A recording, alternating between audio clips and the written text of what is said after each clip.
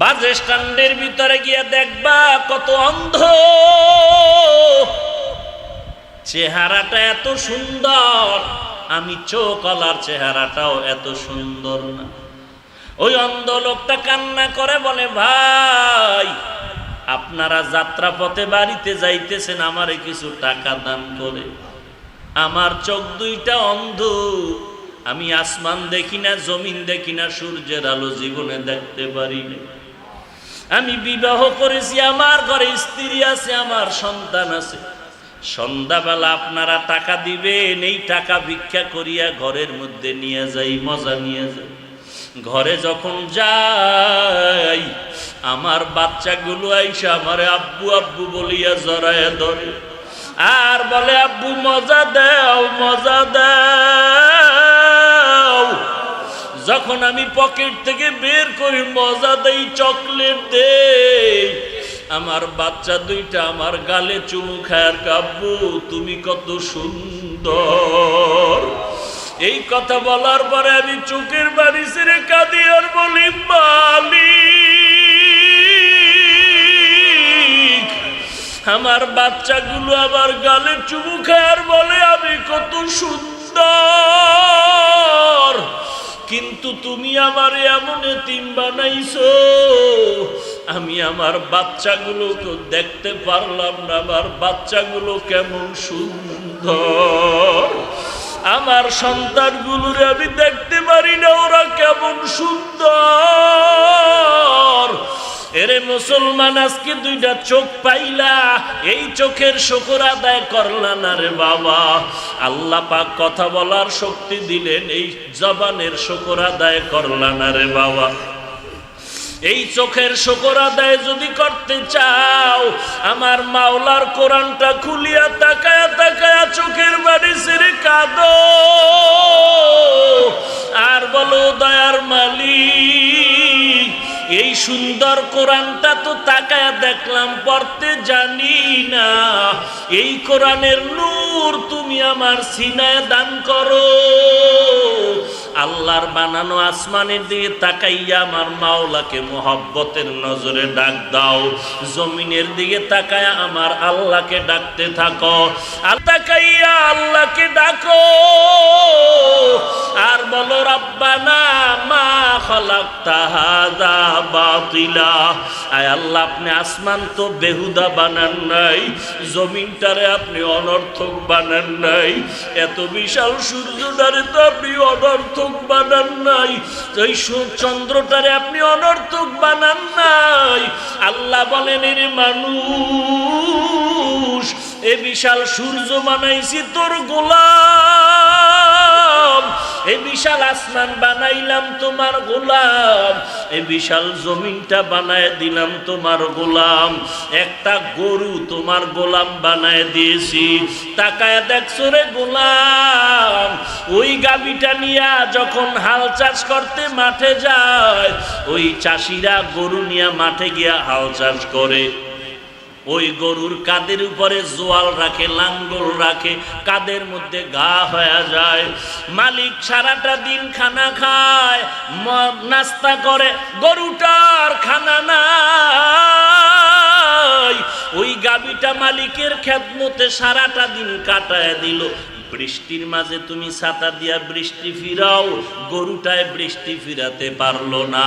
ওরে বান্দা, শীতের মধ্যেও তুমি কত সুন্দর চাদর গায়ে দিয়া বাহির হইছো, আর ওই গাভীটা তোমার খেদমতের জন্য চাদর ছাড়া দৌড়ায় চলে গেল। এই গাভীটা সন্ধ্যাবেলা যখন ঘরের মধ্যে তুমি নিয়ে আসছো, এই গাভী একটা বাচ্চা, দুধের বাচ্চা, সারাটা দিন মা মা বলে তালাশ করলো, মায়ের পাইল না। হঠাৎ করে মাকে দেখে দৌড়াইয়া মায়ের ওলানে মুখটা লাগায় দিয়েছে আর বলে, মা সারাদিন তোমার আমি পাগল,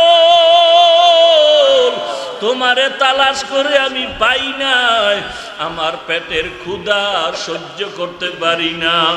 বাচ্চার সামনে এই কথা শুনিয়া মা দাঁড়ায় গেল, বাচ্চা তাড়াতাড়ি দুগ্ধ পান কর।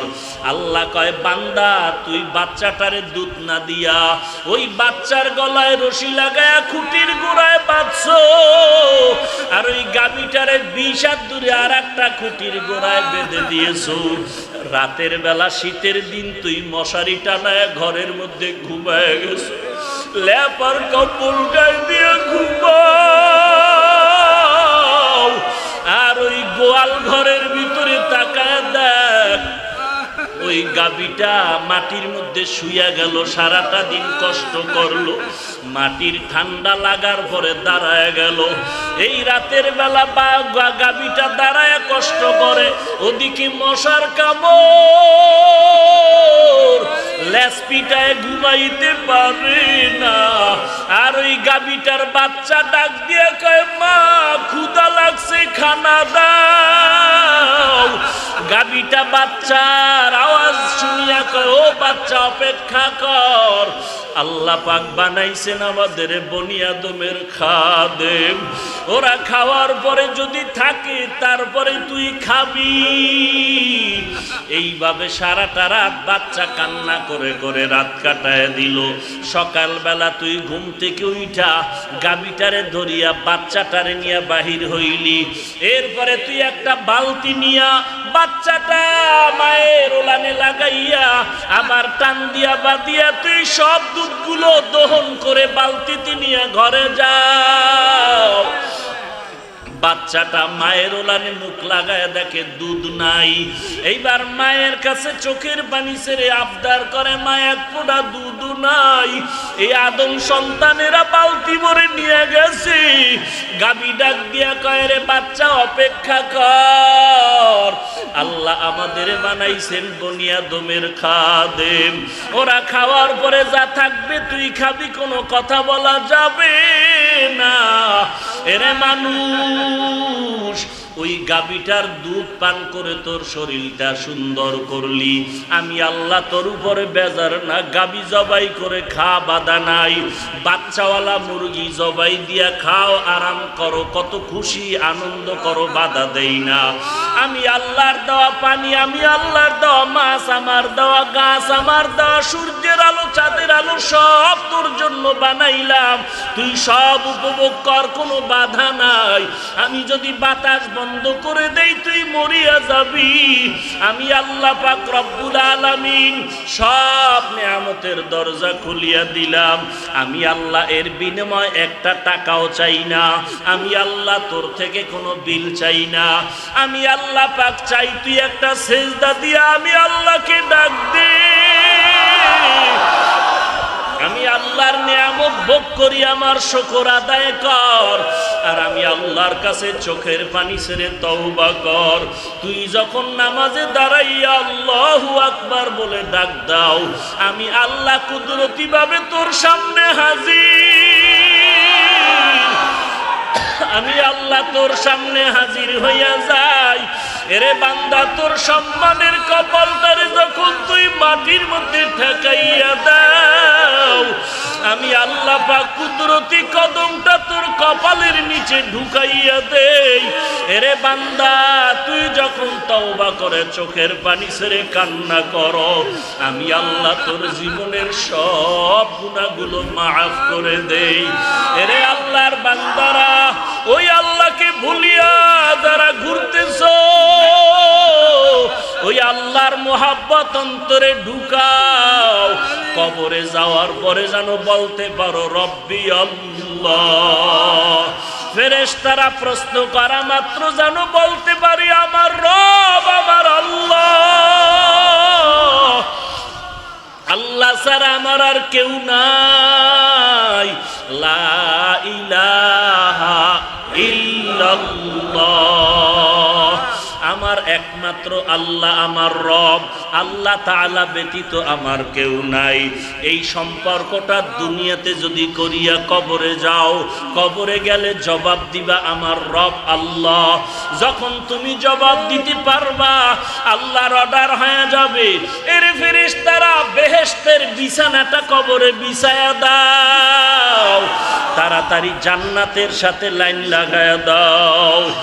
আর যদি দুনিয়াতে রবের পরিচয় না নাও, গুনাহগার হইয়া যদি নামাজ না পড়িয়া বেপরদায় চলিয়া যদি কবরে যাও, আর যদি তোমাকে ফেরেশতা প্রশ্ন করে রবের পরিচয় দাও, গুনাহগার তো রবের দুনিয়াতে চিনে নাই, আল্লাহর হুকুম মতো চলে নাই, ওই বান্দা বলবে হা হা লা আদরি, হা হা লা আদরি, আমি কিছুই জানি না, কিছুই জানি না। তখন আল্লাহ পাক বলবেন, রে ফেরেশতা, এটা বড় নাফরমান, আমার দেওয়া নিয়ামত খাইয়া আমি আল্লাহকে মানে নাই, মসজিদের আজান শুনিয়া মসজিদে যায় নাই, ওয়াজের আওয়াজ শুনিয়া আল্লাহওয়ালার কাছে যায় নাই, আলেম ওলামারা পায়ে ধরিয়া নামাজের দাওয়াত দিছে, নামাজ পড়ে নাই, আমার নবীর সুন্নতের দাওয়াত দিছে, সুন্নতের দাওয়াত কবুল করে নাই। এখন বান্দাকে আর সুযোগ দেওয়া হবে না, এরে কবরের মাটি দুই পার্শ্ব থেকে চাপ দে, কবরের ভেতরে জাহান্নামের আগুন জ্বালায়া দাও।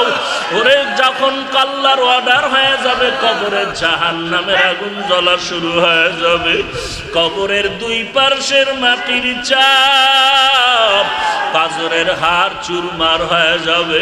এরে আল্লাহর বান্দারা, চোখ দুইটা বন্ধ করে গুনার দিকে তাকাও। এরে পর্দার আড়ালের মা, গুনার কথা স্মরণ করে মনটা নরম করে চোখের পানি ছেড়ো, আল্লাহর কাছে কান্না করো, আল্লাহ এই মজলিসে আমার মতো গুনাহগার কেউ নাই, গুনাহের কারণে আমার হাত নাপাক, গুনাহের কারণে আমার জবানটা নাপাক, গুনাহের কারণে আমার জিহ্বা নাপাক, অন্তর নাপাক।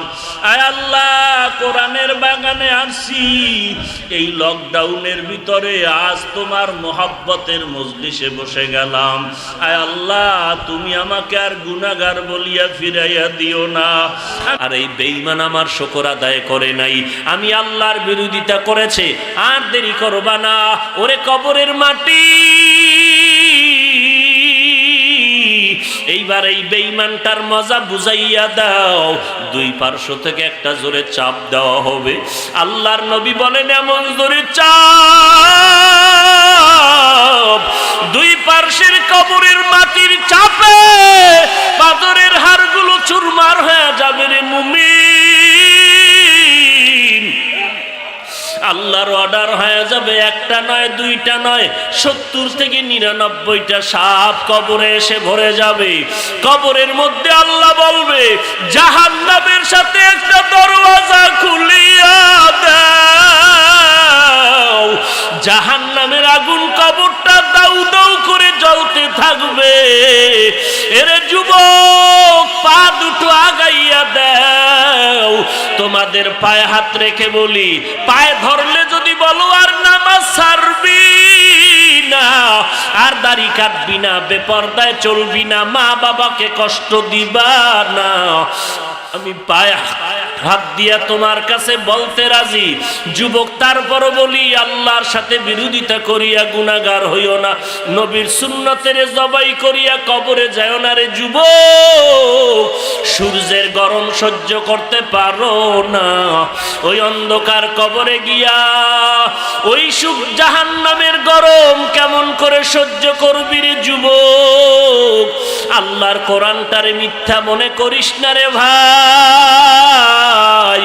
এরে আল্লাহর বান্দা, কেউ যদি একটা থাপ্পড় দেয় ব্যথা পাও, সহ্য করতে পারো না, আর ওই কবরে ফেরেশতাদের পিটা কেমন করে সহ্য করবি রে ভাই। নবীজির কথাকে মিথ্যা মনে করিস না রে মুসলমান। আল্লাহর দরবারে তওবা করে নাও। আল্লাহ, এই করোনার ভিতরে কত মহামারীতে কতজন মা হারায়া ইয়াতীম, কত আল্লাহর বান্দা বাবা হারায় এতিম। আরে বান্দা, একদিন তোমারও কবরের ডাক এসে যাবে, পালানোর জায়গা নাই। আল্লাহর ভয় অন্তরে ঢুকাইয়া দলাদলি ছাড়ো। এরে আল্লাহর বান্দা, আল্লাহর পরিচয় নবীর তরিকা মেনে ইসলাম পালন করে কবরের দেশে যাও। আল্লাহর কাছে খাঁটি অন্তরে তওবা করো আর মুহাব্বতে আল্লাহকে ডাকো, হে আল্লাহ, এই ময়দানে আমার মতো জাহান্নামের আসামি গুনাহগার কেউ নাই। আয় আল্লাহ, তওবার দরওয়াজায় ফিরে আসছি, মাফ করে দাও। আর নামাজ ছাড়বো না, বেপরদায় চলবো না, মা বাবাকে কষ্ট দিব না। আয় আল্লাহ, গুনাহ নিয়ে কবরে যাব না, তুমি মাফ করে দাও। তওবার যদি নিয়ত হয় চোখের পানি ছেড়ে কান্না করো। যদি গুনার কারণে চোখে পানি না আসে, ডানে বামে তাকায়া দেখো কার চোখে পানি। হাতটা বাড়ায়া দোয়া নাও।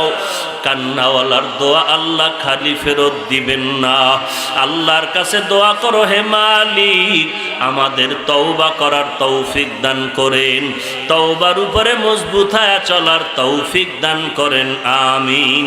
আলহামদুলিল্লাহি রাব্বিল আলামিন, ওয়াসসালাতু ওয়াসসালামু আলা সাইয়্যিদিল আমবিয়া ওয়াল মুরসালিন ওয়া আলা আলিহি ওয়া আসহাবিহি আজমাইন ইয়া আরহামার রাহিমিন ইয়া আরহামার রাহিমিন ইয়া আরহামার রাহিমিন। রব্বিরহামহুমা কামা রব্বায়ানি সগীরা। اللهم إنا نعوذ بك من البرص والجنون والجذام ومن سيء الأسقام. اللهم إنا نعوذ بك من البرص والجنون والجذام ومن سيء الأسقام. اللهم إنا نعوذ بك من البرص والجنون والجذام ومن سيء الأسقام. উদয়ের মালিক, কুদরতের নজর দিয়ে দেখেন কত উলামায়ে কেরাম, কত মুরব্বীরা, কত যুবক ছাত্র ভাই, কত ব্যবসায়ী, কত চাকরিজীবী, কত শ্রমিকেরা, কত মা বোনেরা হাত তুলেছেন। আমরা সবাই জাহান্নামের আসামি, গুনাহগার, শয়তানের ধোকায় পড়ে গুনাহ করেছি রে আল্লাহ। এই ময়দানে আমার মতো পাপী আর কেউ নাই। আমার গুনাহের কারণে আমার সন্তান কষ্ট পায়, আমার গুনাহের কারণে আমার স্ত্রী, আমার পরিবার সদস্যরা কষ্ট পায়, আমার গুনাহের কারণে এলাকার মানুষ কষ্ট পায়। আয় আল্লাহ, মেহেরবানি করে তওবার দরজায় ফিরে আসছি, আমাদেরকে মাফ করে দেন আল্লাহ। আমাদের তওবা কবুল করে নেন, নবীজির মুহাব্বতে মাফ করে দেন। আয় আল্লাহ, মাদ্রাসা কবুল করে নেন। আয় আল্লাহ, আজকের দোয়ার আয়োজন কবুল করে নেন। এলাকায় শান্তি ও রহমত দান করেন। এলাকার সবাইকে মাফ করে দেন। মা বোনদের পর্দা নিশি বানায়া দেন। ছেলে সন্তান নেককার বানায়া দেন। ঘরে ঘরে কোরআনের আওয়াজ চালু করে। অথচ কোরআন শরীফ এতবার হাফেজ সাহেব, ইমাম সাহেব নামাজে তেলাওয়াত করে, কেউ গিয়ে কয় না ইমাম সাহেব আজকে আলহামদু সূরাটা বাদ দেন, কত আর শুনবো।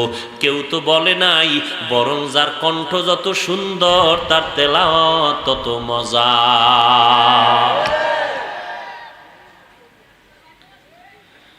এই কোরআন যত শুনি ততই মজা লাগে। বলে কেমন? বলে কোরআন তেলাওয়াতে দিলটা কেড়ে নেয়, চোখের বাণী পড়া শুরু হয়ে যায়। এই কোরআনের তেলাওয়াত শুনে কত বড় বড় বেঈমান কালেমা পড়েছে, অথচ সেই কোরআন মুসলমানের সন্তান পড়তে জানে না, মুসলমান পড়তেও চায় না। মুসলমান কোরআন যেন পড়তে না পারে, বেঈমানেরা অপকৌশলে সে মক্তবকে বন্ধ করে দিয়েছে। কেমনে বন্ধ করছে? বলে সকালবেলা ভিন্ন একটা শিক্ষা প্রতিষ্ঠান খুলেছে, ওই টাইমে ওখানে যাবে, কোরআন পড়ার টাইম নাই, চাইলেও পারবে না।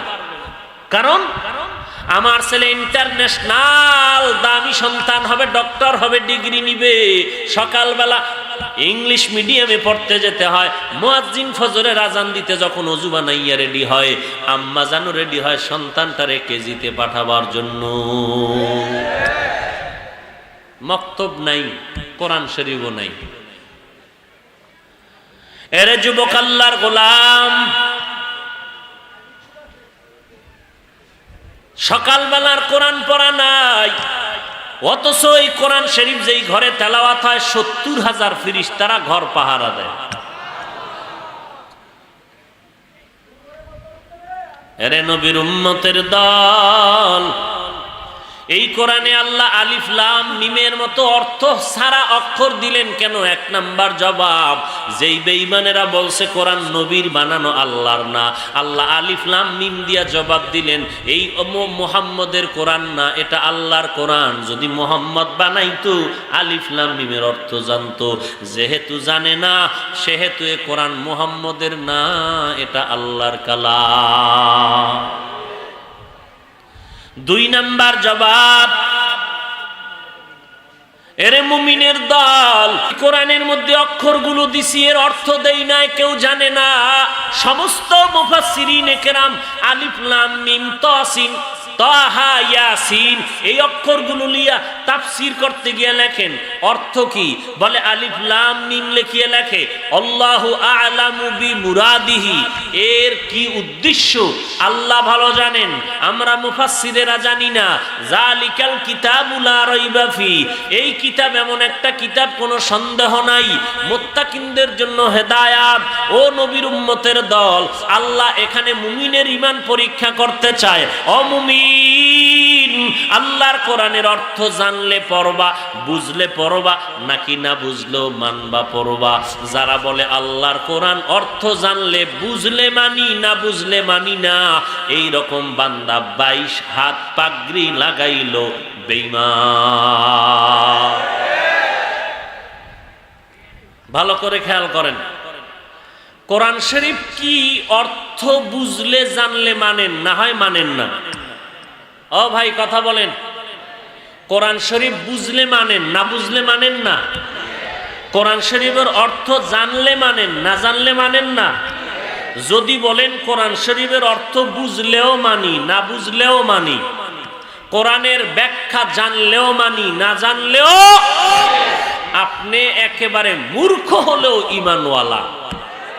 আর যদি বলেন কোরআনের অর্থ জানলে বুঝলে মানি, না বুঝে না জেনে মানি না, আপনি মক্কার 13 বার হাজী সাহেব 22 হাত পাগড়ি লাগাইলো আপনার ঈমান নাই। এখানে সতর্কবাণী, সাবধান। এখন মিডিয়ার যুগ, আপনার ইউটিউবের মধ্যে ঢুকলেই দেখবেন একদল আল্লাহর বান্দা নতুন ভাবে স্লোগান দিচ্ছে। আগেও দিত কিন্তু কেউ টের পাইতো না, ইদানিং টের পাওয়া যায়। বলে কি কয়, এতদিন আপনারা শুনছেন আহলে হাদিস, আহলে হাদিস, আহলে হাদিস, নতুন করে এখন আরেকটা দল পতাকা লাগাইতে চায়, স্লোগান দিতে চায়, চিৎকার করে মানুষের সামনে আসতে চায়। তাদের ব্যানারের নাম হলো আহলে কোরআন, এরা হাদিসও মানে না। এই দলটার নাম কি? আহলে কোরআন। আহলে কোরআন, এরা হাদিস মানে না, শুধু কোরআন মানে, কোরআন মানে। এরা কি কয়, কোরআনের অর্থ না জেনে পড়লে লাভ নাই। কি বলবেন? আলহামদুলিল্লাহ, নাউজুবিল্লাহ। আসতে বলেন, কি ঈমান দুর্বল না ফিডার ডরে? কোরআনের অর্থ না জেনে পড়লে লাভ নাই। যদি এই কথা বলেন, এই কথা যদি কেউ বলে মানা যাবে। তাহলে আমাকে জবাব দেন, আলিফ লাম মিমের অর্থ কি? কেউ জানে? তো যদি অর্থ না জানলে পড়বো না, পরে লাভ নাই, তো আলিফ লাম পরে লাভ নাই কি? আলিফ লাম মিম যদি পড়েন লাভ নাই? ওরে রসুল কয় লাভ আছে। কয় কি? কয় আলিফ লাম মিম পড়লে 30টা নেক পেয়ে যাওয়া। কয়টা? তো নবী কয় আলিফ লামের অর্থ জানো আর না জানো, উচ্চারণ করলেই 30 নেক। এখন কেউ যদি কয় কোরআনের অর্থ না জেনে পড়লে লাভ নাই, ওই বান্দাকে আহলে হক বলা যায়? বলা যায়? আচ্ছা, সাহাবায়ে কেরাম, আহা কেমনে কইতাম, সাহাবায়ে কেরাম এই কোরআন শরীফ 3 দিনে খতম করেছেন। কয়দিন? 3 দিন, কেউ 2 দিন, কেউ 1 দিন। ইমামে আজম আবু হানিফা রহমতুল্লাহ আলাইহি সহ আরো প্রায় 7-8 জন বড় বড় আল্লাহর খাস বান্দা রমাজানে কোরআন শরীফ খতম করেছেন 62 বার। আরো আস্তে করে বলেন। আচ্ছা, সাহাবায়ে কেরামেরটা ধরেন, চেঁচামেচি যেহেতু ইমাম আবু হানিফারে যারা মানেন একটু চেঁচামেচি করতে চায়, আচ্ছা বাদ রাখলাম। যেই সাহাবায়ে কেরাম কোরআন শরীফ 2 দিনে খতম করেছেন, বুঝে থাকলে জ্ঞান থাকলে আমাকে বলেন তো, 2 দিনে যারা কোরআন খতম করতেন, 3 দিনে যারা কোরআন খতম করতেন, 1 সপ্তাহে যারা কোরআন খতম করতেন, 1 দিনে যারা কোরআন খতম করতেন, আপনার জ্ঞান খাটাইয়া বলেন তো আল্লাহর মোহাব্বতে তারা কি অর্থ সহ খতম করেছেন না শুধু রিডিং পড়েছেন? তো রিডিং পড়ছে অর্থ না জেনে পড়লেন, সওয়াব হবে না? কথা বলেন না কেন? এরপরে প্রতি বছর রসুলকে জিবরাইল আমিন 1 বার কোরআন শুনাইতেন। প্রতি বছর কয়বার? কে শুনাইতেন? জিবরাইল আমিন রসুলকে শুনাইতেন। আমরা রমাজানে খতমে তারাবিতে কোরআন শরীফ পড়ি, নামাজের মধ্যে পড়িনি? তো আপনারা মুক্তাদিরা যারা শুনেন, ইমাম সাহেব পরে হাফেজ সাহেব, ও অর্থ জানে না, আমরাও বলেন সওয়াব হবে নি? তাহলে তাকে জিজ্ঞাসা করেন যে বললেন কোরআনের অর্থ না জেনে পড়লে লাভ নাই, কেন বললেন? আপনি জবাব না দিলে আমরা জবাব দিলাম, আপনি আহলে হক নয়, আপনি আহলে বাতিল। হক না বাতিল? নবী বলেন আলিফ লাম মিম পড়লেই 30 নেকি। এর অর্থ তো আমার আব্বাও জানে না। তো যাই হোক, আল্লাহ মুমিনের ঈমান পরীক্ষা করেন যে বান্দা তুমি কোরআন শরীফ পুরা, আমনে কোন মিয়া কোরআন না বুঝে পড়লে লাভ নাই। পৃথিবীর কোরআন বুঝনেওয়ালা যত মুফাসসির কোরআনের তাফসির লিখেছেন, সবাই তার নিজস্ব তাফসিরের শেষে বলে গেছেন, আমি কোরআনের ইলমের দরিয়ায় ডুব দিয়া যা পেয়েছি তাই লিখেছি। আমার ডুব দিয়া জানিয়া যা পাইলাম এর থেকে আরো কোটি গুণ ওয়াজানা এলেম আমার দূরে আছে, আমি এখনো ধরতে পারিনি। আর আপনি পণ্ডিতি করেন যে কোরআনের অর্থ না জেনে পড়লে লাভ নাই। উদ্দেশ্য উম্মতকে কোরআন থেকে দূরে সরানো। আল্লাহ সবাইকে হেদায়েত দান করেন, আমিন। আলিফ লাম মিম সংক্ষিপ্ত আকারে বলছি। এতক্ষণ আমরা জানতাম কোরআনের মধ্যে অর্থহীন অক্ষর দিলেন কেন, জবাব দিলাম কয়েকটা ফাইনাল জবাব। আসলেই আলিফ লাম মিমের অর্থ আছে, কিন্তু লেখক জানে, পাঠক জানে না। পাঠক জানে না। যিনি নাজিল করেছেন আমার আল্লাহ জানেন, কোন মাখলুকাত জানে না। আল্লাহ জানান নাই। ফাইনাল জবাব, আমার নবীও জানেন, আমার নবীও, কিন্তু উম্মতের জানান নাই। কেন? বন্ধুর সাথে বন্ধুর কথা বলার পাসওয়ার্ড হলো এই আলিফ লাম মিম। তো পাসওয়ার্ড কি কেউ জানায়নি? এটা বন্ধুর সাথে বন্ধুর একটা হট কালেকশন। আল্লাহর সাথে আল্লাহর রসুলের সাথে পাসওয়ার্ড, আল্লাহর সাথে কথা বলার জন্য। মুফাসসিরিনে কেরাম এভাবে লিখেছেন, আমি নকল করে শুনাইয়া দিলাম। আমার ব্যক্তিগত কিছু বলার কোনো দুঃসাহস আমার নেই, কারণ আমি মুফাসসির না, আমি মুফতি না, আমি বড় কোনো আলেমও না। এইবার বলেন তো, এই কথা বলা আমার সম্মান কি পরিমাণ কমছে, আর কমার কারণে কি পরিমাণ আপনারা ভেগে যাবেন সেটা আপনার ব্যাপার। আল্লাহ আমাদের সব ভাইকে হেদায়েত দান করুন, আমিন।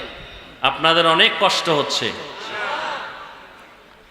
আল্লাহ তাআলা বলেন যালিকাল কিতাবু লা রাইবা ফীহ, এটা এমন একটা কিতাব যে কিতাবের মধ্যে কোনো ভুল আছে?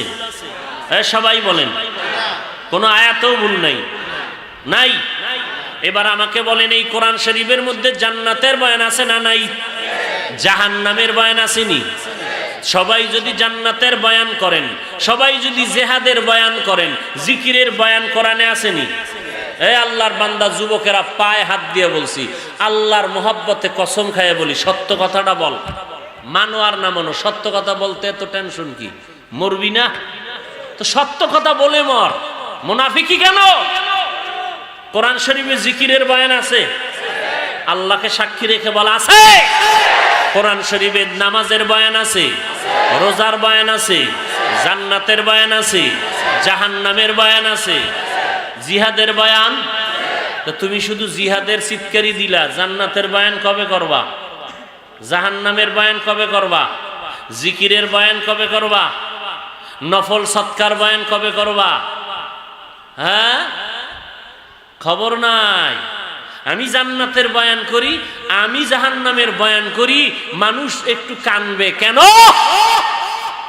পুলিশে ভিড়াইতেছে, কান্দে না। আর জান্নাত জাহান্নামের বয়ান করতেছে, উম্মত 200 হাত দূরে বয়ে কানতেছে। এটা আমার বাপের কথার কারণে কাঁদে। আল্লাহর নবী নামাজের ইমামতি করেন আর জাহান্নামের আয়াত পড়েন, সাহাবায়ে কেরাম পেছনে দাঁড়ায় কান্না করেন। কান্না তো হেনতে স্টার্ট হইছে, জাহান্নামের আয়াত পড়তেছেন আর কাঁদতেছেন। কারণ আমগো দিলের বিশ্বাস আর তাদের বিশ্বাস কি সমান? তারা জাহান্নামের আয়াত পড়তে আর কেমন যেন চোখের সামনে জাহান্নামের আগুন দেখতে পাইতেন। ইয়াকিনের বিশ্বাসের কারণে জাহান্নামের ভয় তেলাওয়াত করলেই তো কান্না শুরু হয়ে যাইতো। অতএব এই কোরআন শরীফের আয়াত দিয়া যদি জাহান্নামের বয়ান করা হয়, যাদের মধ্যে জাহান্নামের ভয় আছে তাদের চোখের পানি পড়া শুরু হয়ে যায়। আর তুমি ওখানে ভাইয়া তোমার অ্যালার্জির ব্যারাম, কান্দে কেন? কান্নাকাটি কেন? কান্নাকাটি কেন? কেন তুমি কোরআন শরীফ পড়ো না, কান্না কেন?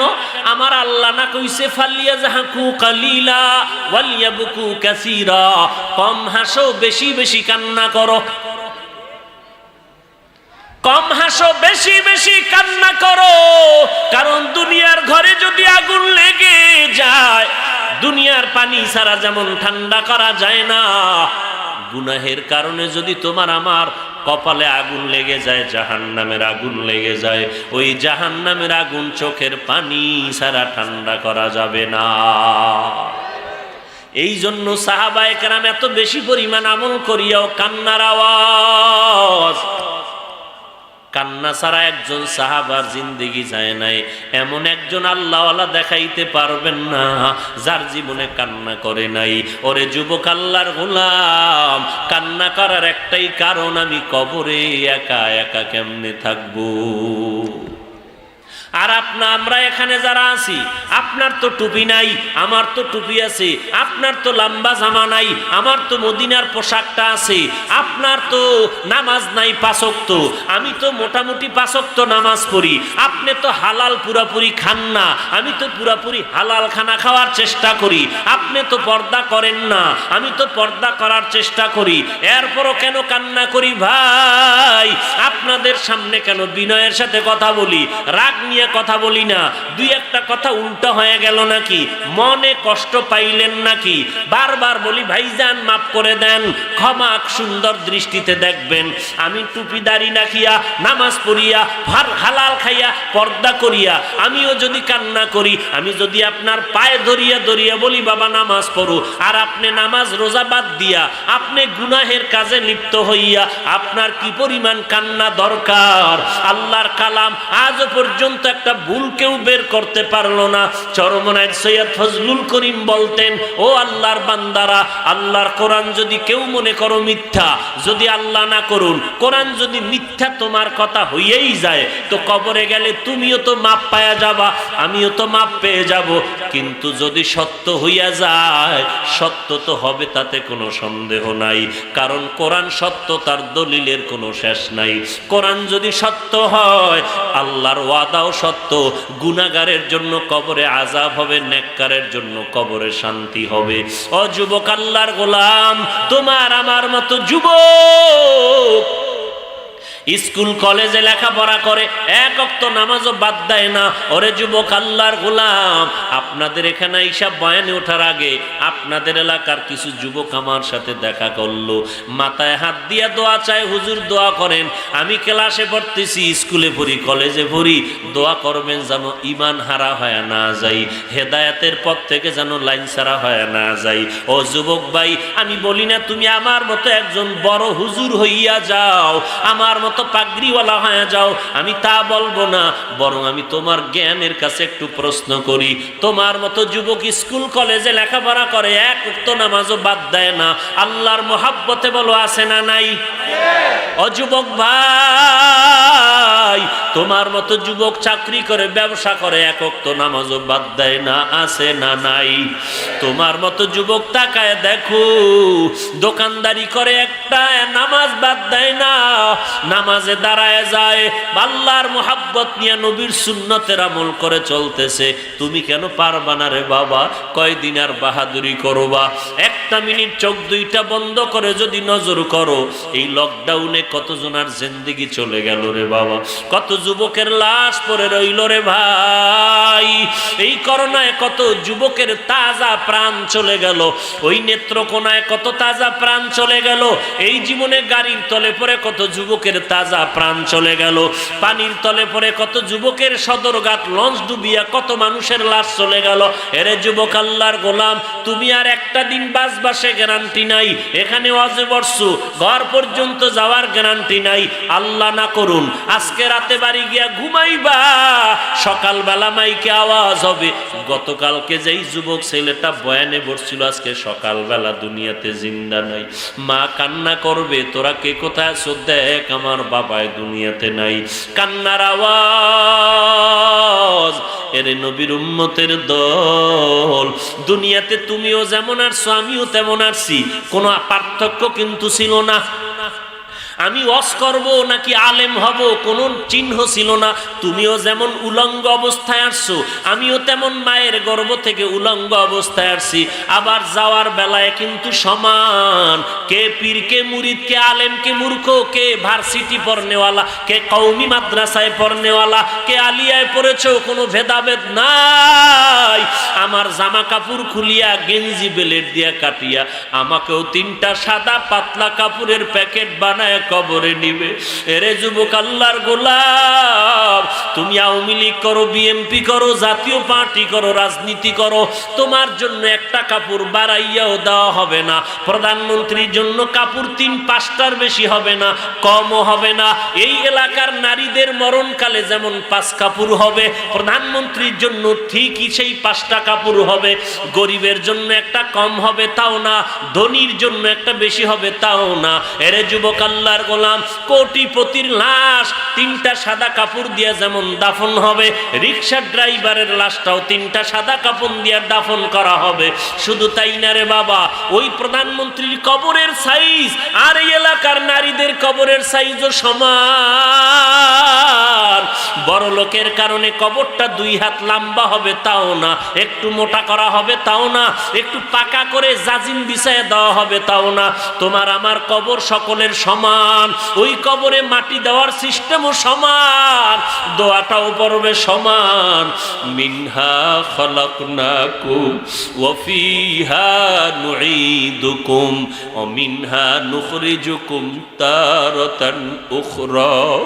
এই আয়াত পড়িয়া সবাই মাটি দিয়া পাড়ায়া পাড়ায়া মাটি দিয়া, যখন তোমাকেও ফেলে সবাই চলে যাবে, ওই কবরে কেউ নাই।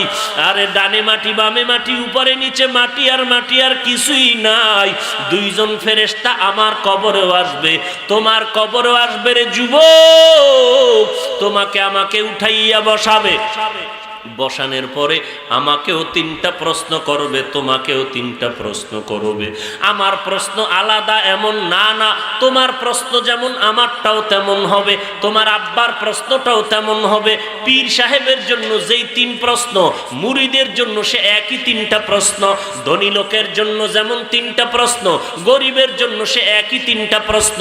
1 নম্বরে রবের পরিচয় দাও, 2 নম্বরে ধর্মের পরিচয় দাও, 3 নম্বরে পয়গম্বরে রহমাতুল লিল আলামিনের পরিচয়টা দাও।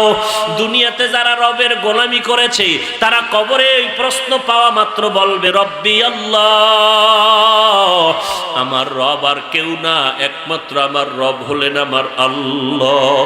আমার ধর্মের নাম ইসলাম, আমি আর কোনো ধর্ম মানি নাই। আমার নবী হলেন মুহাম্মাদুর রাসূলুল্লাহ, এই নবী তো আমার মায়ার নবী, কারণ এই নবীর টুপি আমি মাথায় দিয়েছি, এই নবীর আদর্শের দাড়িটা লম্বা করেছি, এই নবীর আদর্শের জামাটা পরেছি, নবীর আদর্শের টুপি পরেছি, জামা পরেছি, কিন্তু নবীকে দেখতে পারি নাই। ওই নবীকে তো এখন দেখিয়া মাত্র চিনলাম, তিনি তো আমার সেই মায়ার নবী। আল্লাহ তাআলা অর্ডার করবে, এরে ফেরেশতারা আর ডিস্টার্ব করিস না, বেহেশতের বিছানাটা কবরে বিছায়া দাও, জান্নাতের সাথে একটা রাস্তা করে দাও, জান্নাতের নাজ নেয়ামত আর হাওয়া বাতাসতে ভোগ করতে থাকবে। আল্লাহর বান্দাকে বলবে ফেরেশতা ডিস্টার্ব করবা না, আরামে ঘুমাইতে দাও। নতুন জামাই যেমন শ্বশুর বাড়ি গিয়া আরামে ঘুমায়, ওই সম্মানের ঘুমে পড়ায়া দাও। কিন্তু যারা গুনাহগার হইয়া নামাজ না পড়িয়া বেপরদায় হইয়া মানুষের উপরে জুলুম করিয়া কবরে যাবা, তোমাদেরকেও যখন প্রশ্ন করা হবে রবের পরিচয় দাও, এই গুনাহগার বলবে লা আদরি লা আদরি লা আদরি, আমি কিছুই জানি না, কিছুই জানি না, কিছুই জানি না। আল্লাহ পাক তখন রাগান্বিত মেজাজটা নিয়া ফেরেশতাকে বলবে, রে ফেরেশতা, আমার ওই হাফিজুর রহমান বান্দাটা, ওই হাটহাজারীর আহমদ শফি বান্দাটা দুনিয়াতে থাকিয়া যেই বাতাস ভোগ করেছে, এই বেনামাজিও সেই বাতাস ভোগ করেছে। ওই কোরআনের আলেম ওলামা মুমিনরা আমার খাস বান্দা, নামাজি বান্দা, যেই চাঁদের আলো আর সূর্যের আলো পেয়েছে, এই বেনামাজিকেও সেই চাঁদের আলো সূর্যের আলো দিয়েছি। আমার মুমিন বান্দাদেরকে যেই মাছ খাওয়াইয়া আমি বড় করেছি, এই বেনামাজিকেও সেই মাছ খাওয়ার অধিকার দিয়েছি। কিন্তু ওই মুমিনেরা খাইয়া বলেছে আলহামদুলিল্লাহ। ওয়ামাই ইউদ্লিল ফালান তাজিদা লাহু ওয়ালিয়াম মুরশিদা। আল্লাহ যাকে হেদায়েত দিবেন হেদায়েত পেয়ে যাবে, যার কপাল খারাপ সে হেদায়েত পাবে দূরের কথা, হেদায়েত পাওয়ার মতো কোনো মুরব্বিও খুঁজে পাবে না। যুবকের মনটা কেড়ে নিল আজান, ফজরের আজান বড় মায়ার আজান। এই জন্য নবীর তরিকা সুন্নাত হলো মুয়াজ্জিন সাহেব ফজরের আজান যেন বিনা ওযুতে না দাও। ফজরের আজানটা তুমি ওযুর সাথে দাও। ফজরের আজানটা তো করুণ আওয়াজ। যারা আল্লাহর মোহাব্বতে আজান দিবে, ওই বান্দার আজানের আকর্ষণে বেনামাজিও মসজিদে নামাজে যাবে। বিনা ওযুতে নয়, ওযুর সাথে আজান দাও। নবীর তরিকা মতে চলবে, দেখবা বরকত বাড়তেই থাকবে, কমবে না। এরে নবীর উম্মতের দল, যুবক এবার একটু সাত পরিয়া আস্তে আস্তে করে বের হয় মসজিদের দিকে রওয়ানা। আল্লাহর নবীকে আল্লাহ বলেন উম্মতের জানায় দেন, যারা আমি আল্লাহকে পাওয়ার জন্য এক বিঘা আগায়, আমি আল্লাহর রহমত তার দিকে এক হাত আগায় যায়। যেই বান্দা আমি আল্লাহ পাওয়ার জন্য এক হাত আগায় যায়, আমি আল্লাহর রহমত তার দিকে দুই হাত আগায় যায়। যেই বান্দা আল্লাহ পাওয়ার জন্য হেঁটে হেঁটে আগায়, আল্লাহ পাকের রহমত ওই বান্দার দিকে দ্রুত গতিতে দৌড়ায়। আয় বেরাদার দূরে বাসা জিয়ারে বদ, ইয়ারে বদ বদ তরবুয়া দজ মারে বদ তন হাতরা বার যা জানাত, ইয়ারে বদ বর জানে ইমানত জানা। বগুড়ার মিষ্টি আর কত মজা, যে খায় না সে বুঝে। বগুড়ার দধি আর কুমিল্লার রসমালাই এমন মজা যে খাবে না সে বুঝবে না। যে একবার মজা পায় সেই বান্দা ওই মজা কাউকে বুঝাতেও পারে না। ঠিক তেমনি ভাবে আল্লাহ তাআলার মোহাব্বতের ওই দরিয়ায় যে কি মজা, যেই বান্দা ওই মোহাব্বতের দরিয়ায় না যায় সে বান্দা কখনো বুঝে না। এই বেটা বুঝো না কিছু? পায়ে ধরে ধরে বলি টুপি পর, তোর মনটা খারাপ লাগে টুপি পরবো না কেন আমাকে বারবার বলো। তোর মাথায় টুপি পরতে মনে চায় না আর আমার মাথার টুপি ফেলতে মনে চায় না। তোর নামাজ পড়তে মনে চায় না আর আমার নামাজ ছাড়তে মনে চায় না। এক ওয়াক্ত নামাজ যদি জামাত তরক হয় মনটা বড় ব্যথা, আর তোর নামাজ পড়তে ভালো লাগে না। ইমাম কেরাত লম্বা দিনে মনটা খারাপ।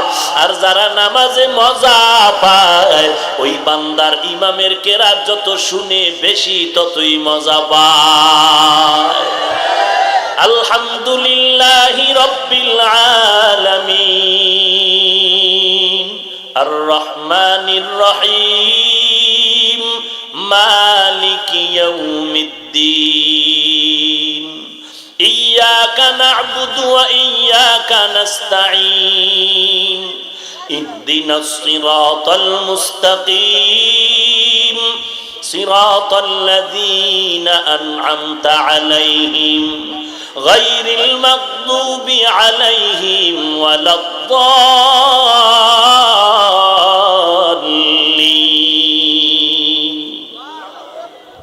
এরে নবীর উম্মতির দল, যেই বান্দা মদিনার নবীর মোহাব্বত একবার পেয়েছে ওই বান্দা নবীকে না দেখাও দান দান শহীদ করেছে। যেই বান্দা মদিনার ঘেরান একবার পেয়েছে ওই বান্দা মদিনার জন্য পাগল হয়েছে। গর্তের পিপিলিকা আল্লাহর কাছে বলে মালিক একটু তুমি তা বাইতুল্লাহ ঘরটা দেখাও, মদিনার নবীর রওজাটা দেখাও। আল্লাহ বলে নুরে মক্কার কবুতর অমুক এলাকায় চলে যাও, গর্তের ভেতরে আমার একটা পিপিলিকা বাইতুল্লাহর পাগল হয়ে আছে, মদিনার পাগল, মদিনাটা দেখায় দাও। আল্লাহর অর্ডার, মদিনার আরবের কবুতর রওনা হয়ে গেল। ওরে বান্দা, যার মধ্যে দিলের মধ্যে তামান্না তৈরি করো, তামান্না তৈরি করো। বাচ্চা তো মা কয়া ডাকে, আম্মু কয়া ডাকে, আম্মু কয়া ডাকে। মায়ে কিন্তু প্রথম ডাকটাই শুনতে পেরেছে কিন্তু জবাব দেয় না, কারণ মায়ের দিলটা এমন। মা মা কয়া বাচ্চা যখন ডাকে মায়ের কলিজায় বড় মহব্বত জন্ম নেয়। মা এই জন্য একবার ডাকে সাড়া দেয় না, মা চায় বারবার বারবার যেন বান্দা আমাকে ডাকে, সন্তান আমাকে মা মা কয়া ডাকে। ওরে মায়ে যদি বাচ্চার আম্মা ডাকটা বারবার শুনতে মজা পায়, আমার আল্লাহর কি মজা লাগবে না? আল্লাহ কি চায় না বান্দা তুই আল্লাহকে বারবার বারবার আল্লাহ বলে ডাকবি? এরে নবীর উম্মত, আল্লাহ আল্লাহ বলে তুই ডাকবি, আল্লাহ পাক তোর ডাকে বড় খুশি হয়ে যাবেন। কারণ আল্লাহর ছেলে নাই মেয়ে নাই, বড় আদর করে মানুষ বানাইছেন। বান্দা তুই আল্লাহকে আল্লাহ বলে ডাকবি। ওরে নবীর উম্মতের দল, নবীর মোহাব্বত অন্তরে জমা করো, দিলের মধ্যে তামান্না তৈরি করো। আল্লাহর কাছে বলো, আল্লাহ তুমি মদিনার মোহাব্বত অন্তরে জমা করে দাও, নবীর সুন্নতের মোহাব্বত অন্তরে জমা করে দাও। এরে নবীর উম্মতের দল, মাথার টুপি নবীর সুন্নত, টুপিটার মধ্যে ময়লা লাগলে সহ্য করতে পারি না। তাড়াতাড়ি ধোয়া নেওয়ার জন্য চেষ্টা করি। আর বান্দা তুমি যারা টুপি পরো না, তুমি তো এই টুপির মর্ম কখনো বুঝবা না। যেই বান্দা নবীর একটা সুন্নত টুপির পাগল, মহাব্বত অন্তরে, সেই বান্দা যদি শুনে নবীরে কেউ গালি দিছে, কেমনে সহ্য করবে? পারে পারে? এরে ওরা তো মদিনার বড় আশিক, ওরা মদিনার সুন্নতের মধ্যে যেই মজা পেয়েছে তুমি তো বুঝবা না। তুমি উল্টা ফতোয়া দাও, টুপি মাথায় দিলে মাথা গরম হয়। আর ওই বান্দা টুপির উপরে পাগড়ি বেঁধে চলে আর চোখের পানি ছেড়ে কাঁদে, আল্লাহ তুমি আমাকে মাফ করে দাও। ওই বান্দা রাতের বেলা ঘুমায় না, গভীর রাত আল্লাহর সাথে কথা বলার জন্য যায় নামাজে হাজির। আমার মাওলার সাথে মোলাকাতের জন্য গভীর রাতে হাজির হয়ে যায় আর বলে, ও মালিক তুমি আমাকে খালি হাতে ফিরাইয়া দিও না, মাফ করে দাও আল্লাহ। জীবনে এমন কোন গুনাহ নাই করি নাই। ও আল্লাহ, জাহান্নামের অবস্থা অন্তরে জমা হয়ে গেল, জাহান্নামের ভয়, দুনিয়ার গরম সহ্য করতে পারি না। ও আল্লাহ, তোমার বানানো জাহান্নামের আযাব কিভাবে সহ্য করব? ওরে নবীর উম্মতের দল, যেই বান্দা আল্লাহকে আসল মনে করবে, নবীকে আসল মনে করবে, ওই বান্দা আল্লাহর জন্য, নবীর জন্য জীবন দিতেও চিন্তা করে না। কারণ তার কাছে আমার আসল হলো আল্লাহ, ওই মুমিনের কাছে আসল হলো আমার নবী। কেমন আমার নবী? যেই নবীর শরীর মোবারকে মশা মাছি পড়া হারাম, যেই নবীর শরীর মোবারকের ঘাম থেকে মেশকের ঘ্রাণ পাওয়া যায়।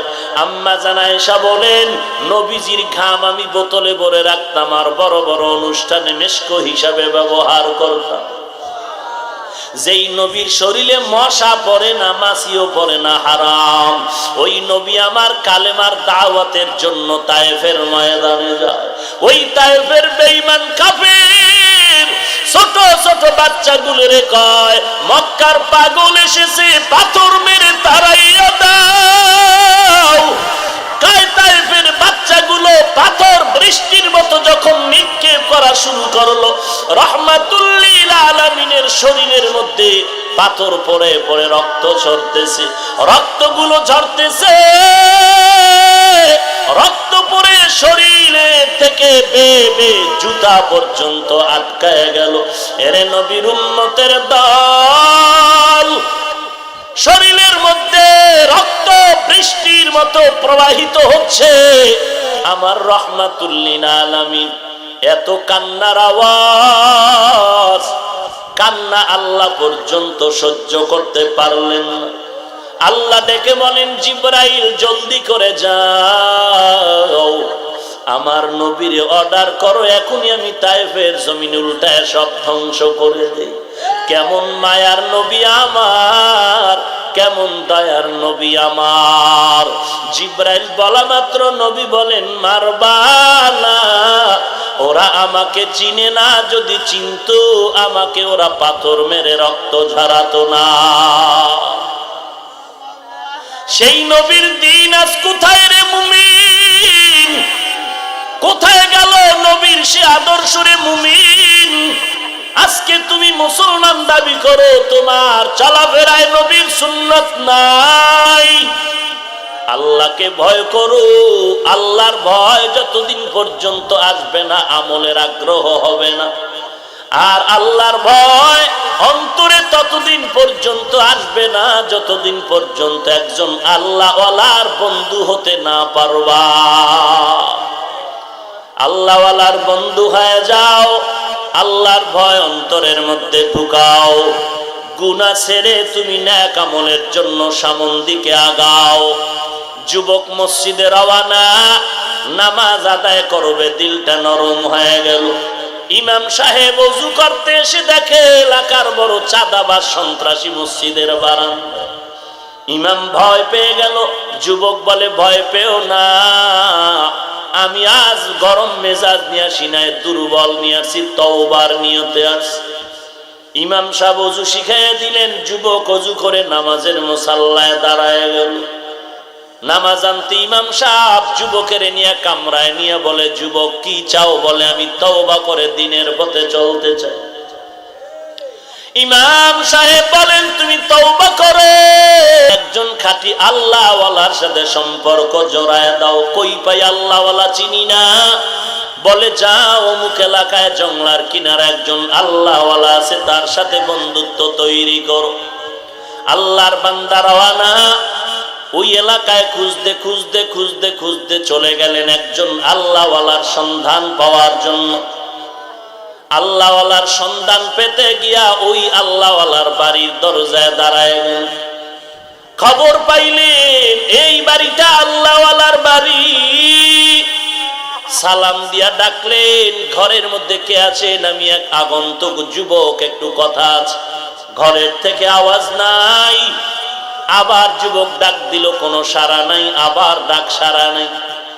একটু কঠিন আওয়াজ দিয়া বলল, ঘরে কি কেউ নাই? হঠাৎ করে একটা মহিলার কণ্ঠ ভেসে আসলো। ডাক দিয়া বলে, কে তুমি? আমি যুবক, কি চাও? বলে এই বাড়ির আল্লাহওয়ালার কাছে আমি বায়াত হতে চাই। মহিলা কর্কশ মেজাজ নিয়ে কিছু বাজে কথা যুবকের বলল, যেন এখানে না থাকে। নতুন যুবক, দিন চিনি না, হঠাৎ এই মহিলার বাজে কথা শুনে মনটা খারাপ। বিদায় হয়ে যাবে, পথিমধ্যে একজন পরিচিত আল্লাহর এক বান্দা আল্লাহওয়ালার বন্ধুবর ডেকে বলে, কই যাও? আসছিলাম আল্লাহর ওলির সাথে মোলাকাতের জন্য, ঘরের ব্যবহার ভালো না, ফেরত যাই। বলে দাঁড়াও, আমরা আল্লাহওয়ালাকে চিনি, তার ব্যবহার বলো খারাপ নয়। বিবির ব্যবহার খারাপ হলেও আল্লাহওয়ালা একজন খাঁটি আল্লাহওয়ালা, দেখা করে তার উপরে যাও।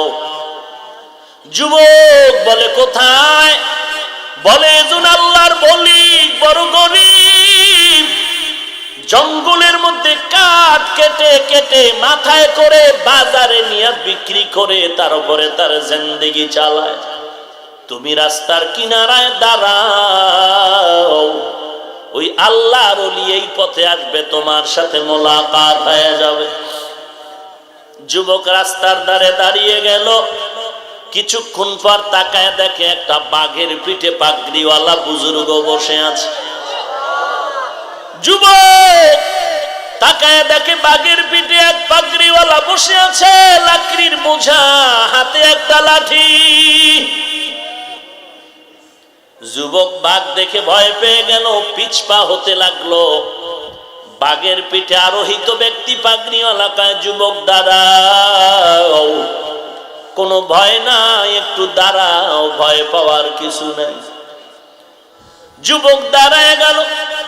আল্লাহর ওলি কিনারায় আসলে তাকায় দেখতেছে ওই আল্লাহর ওলির হাতে যে লাঠি দেখছিলাম, এটা লাঠি না, জংলার বড় একটা সাপ। যুবক ডাক দিয়া বলেন, ও আল্লাহর ওলি, আপনার কাছে আসছি, কথা পরে আগে জবাব দেন, স্ত্রীর ব্যবহার এত খারাপ কেন? ছেড়ে দেন না কেন? আল্লাহর ওলির নাম আবুল হাসান। ডেকে বলেন, ও যুবক, তুমি আমার বিবির ব্যবহার কয়দিন শুনেছো? বলে একদিনও না। কয় ঘন্টা? বলে ঘন্টাও না। মাত্র আধা মিনিট শুনেছি। বলে এতেই তুমি একটু দুর্বল হয়ে গেছো। আর আমি আবুল হাসানের জিন্দেগির 3 ভাগের 2 অংশ শেষ। আমার এই বিবির ব্যবহারে কোনোদিন মনটা খারাপ করি নাই। আল্লাহর দরবারে সবর এখতিয়ার করে কান্না করে দোয়া করেছে। ও যুবক তাকায়া দেখ, ওই বিবির ব্যবহারে আমি ধৈর্য ধারণ করার কিনারায় থাকার কারণে আজ আল্লাহ দয়া করে এই বাঘ আমার গোলাম বানিয়েছেন, সাপ হাতের লাঠি আল্লাহ বানায় দিয়েছে। আউলিয়ারা কানে উকবা इख्तियार जाहेलारा कारे दुनिया इख्तियार मैले मोमिन सोए मोमिन मिशावत मैले काफिर सोए काफिर मिशावत या अय्युहल्लज़ीना आमनु इत्तक़ुल्लाह वक़ूलू क़ौलन सदीदा युस्लिह लकुम अअमालकुम व यग़फिर लकुम ज़ुनूबकुम व मन युतिइल्लाह व रसूलहु फ़क़द फ़ाज़ फ़ौज़न अज़ीमा।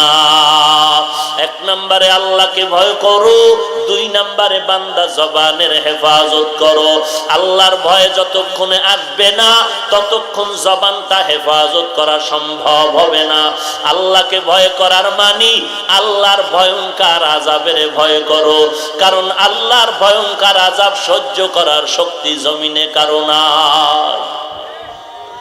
আল্লাহ পাকের আযাব বড় ভয়ঙ্কর, সহ্য করার শক্তি কারো নাই। এই আযাব আল্লাহ কাকে দিবেন? যারা গুনাহ নিয়ে কবর দেশে যাবে তাদের জন্য এই আযাব। আল্লাহর কাছে তওবা করো রে মালিক, জিন্দেগিতে গুনাহ কম করি নাই, তবে আজ তওবার দরওয়াজায় ফিরতে চাই। জীবনে আমি তাকায়া দেখলাম আমার আমল নামা গুনাহ ছাড়া আর কোনো নেক আমল নাই। আমার গুনার কারণে হাত না পাক, আমার জিহ্বা না পাক, গুনাহের কারণে আমার অন্তর না পাক, গুনাহের কারণে আমার চোখ না পাক, আমার কান না পাক, আমার পা না পাক। ও দয়ার মালিক, এই ময়দানে আমার মতো যেমন গুনাহগার কেউ নাই, আপনার মতো দয়াময় আর কেউ নাই রে আল্লাহ। আপনি তো পারবেন ক্ষমা করতে, ক্ষমা করার আর ক্ষমতা কারো নাই। ও আল্লাহ, আজকে এই ময়দানে তওবার দরওয়াজায় ফিরতে চাই রে মালিক, তুমি আমাকে মাফ করে দাও। গুনাহ নিয়ে কবরে যেতে চাই না, কবরের আযাব সহ্য করতে পারবো না। আয় আল্লাহ, তুমি আমাকে মাফ করে দাও। এরে যুবক, ও পর্দার আড়ালের মা, দুনিয়াটা কয়দিনের জন্য বাহাদুরি করবি রে বাবা? চোখ দুটো বন্ধ করে তাকায়া দেখ, খেলার মাঠে কত সাথী বন্ধু ছিল, আজকে অনেকেই নাই।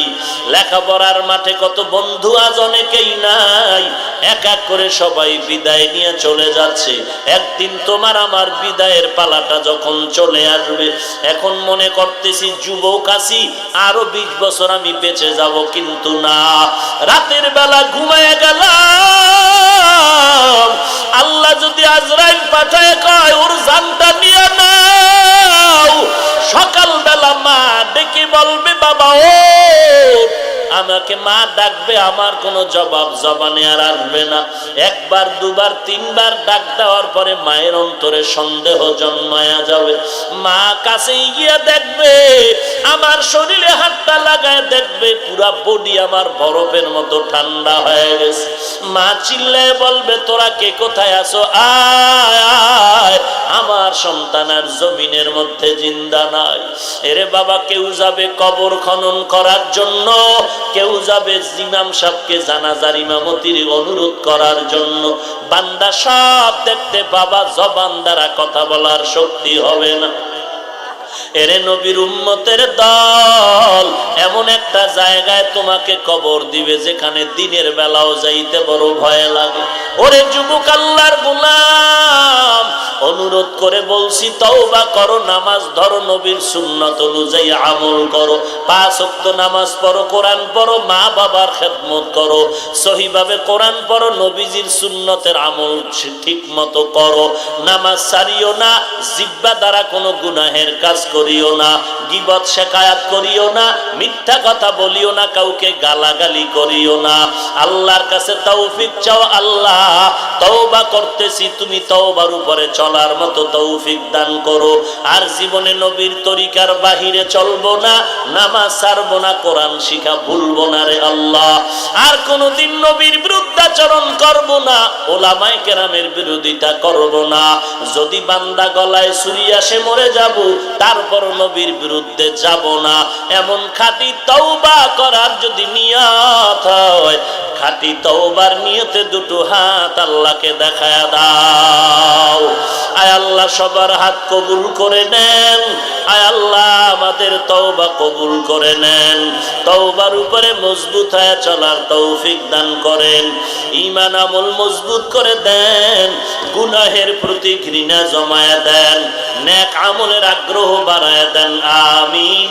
আলহামদুলিল্লাহি রাব্বিল আলামিন। والصلاة والسلام على سيد الأنبياء والمرسلين وعلى آله وأصحابه أجمعين يا أرحم الراحمين يا أرحم الراحمين يا أرحم الراحمين সবাই মোহাব্বতে মা বাবার জন্য দোয়াটা পড়েন রব্বির হামহুমা কামা রব্বায়ানি সগীরা রব্বির হামহুমা কামা রব্বায়ানি সগীরা বাতা हमको तेरे राह की तरफ है तेरे राह पर चला हमको खुदाया बेगुनाह न गुज़श्त फरमा साआते बाहुजूरे दिन न करदम ताअते या इलाही मुझसे मुझको दूर कर ताके देखो मुझ में तुझको एक नजर ও দয়ার মালিক কুদরতের নজর দিয়া তাকায় দেখেন আল্লাহ এই ময়দানে কত উলামায়ে কেরাম হাজির সাদা দাড়িওয়ালা হাজী সাহেবরা হাত তুলেছে আয় আল্লাহ কত ব্যবসায়ী কত চাকরিজীবী কত ছাত্র ভাই যুবক ভাইয়েরা হাত তুলেছে ছোট ছোট বাচ্চা পর্দার আড়ালের কত মা বোনেরা হাত তুলেছেন ও আল্লাহ আপনার মতো দয়াময় আর কেউ নাই আমাদের মতো গুনাহগার কেউ নাই মেহেরবানি করে নবীজির মহব্বতে সকলের সব গুনাহগুলো মাফ করে দেন আজকের মাহফিল কবুল করে নেন উলামায়ে কেরামদের আলোচনার ভুল ত্রুটি ক্ষমা করে দেন সহি